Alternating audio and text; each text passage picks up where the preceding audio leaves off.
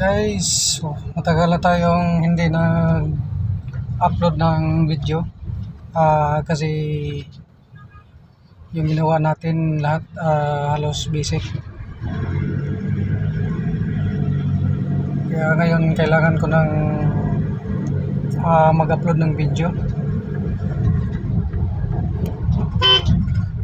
Itong unit natin, Toyota Hiace, yung complaint nito ng customer,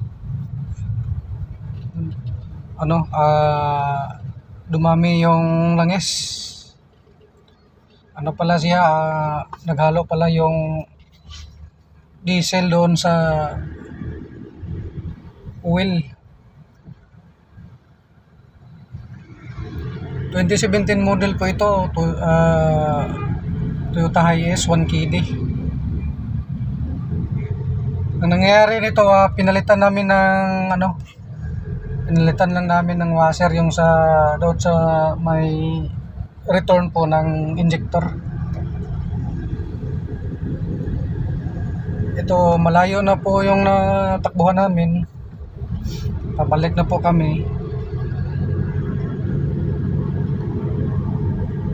Kailangan po itong i-check kung okay na po siya, kasi pangalawa ko na po itong na-encounter. Dati ganito rin yung nangyayari. Dumami po yung yung langis. Yun pala yung diesel, para humalo pala doon sa engine oil. Kaya kapag naghalo siya, dumami na yung oil, magkaroon na po siya ng white smoke yung sa tambutso niya, at parang nag-fuel na.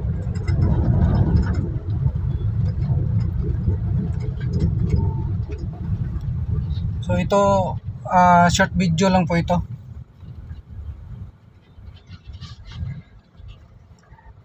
May kasama tayo ngayon.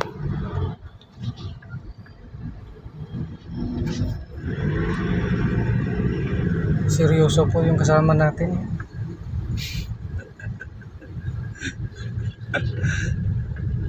Ngayon lang siya ngumiti.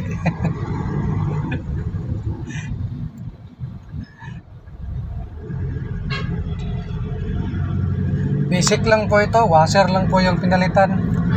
Yung sa injector po, yung return. Kasi nasa loob po yung yung return po niya. Basta ganito yung mga Toyota, hindi katulad ng mga Korean cars, Hyundai.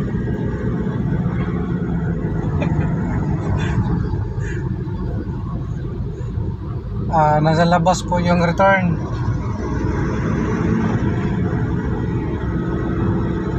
Kaya ito, bihira po itong magka-problema ng sa injection pump. Kasi may idea na po ako, kasi yung dati nangyari, may isang unit kami na nangyari din ito. Kaya nga pinalitan ko na po ng yung washer po sa return po ng injector. Pinatakbo po namin, at saka ilang buwan na tine-check ko nga wala namang problema, wala nang leak yung yung sa washer. Normal na po yung level po ng oil.